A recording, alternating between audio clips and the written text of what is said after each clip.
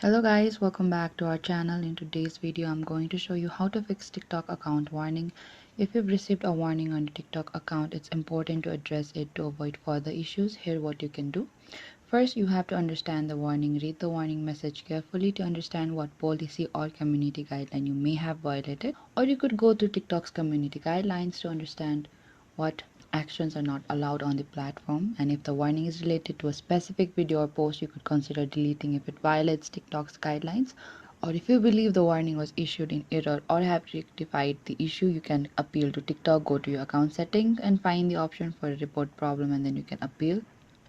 You have to first go open your TikTok app, and in the bottom right corner there's your profile. Tap on that, and in the top right corner there's a 3-line icon. Tap on that again and go to the settings and privacy,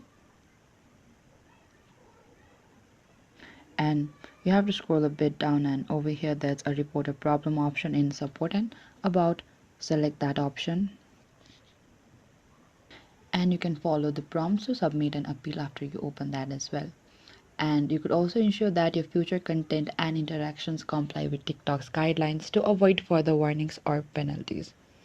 And if you're unsure about the warning or need further clarification, you can reach out to TikTok support teams for assistance as well.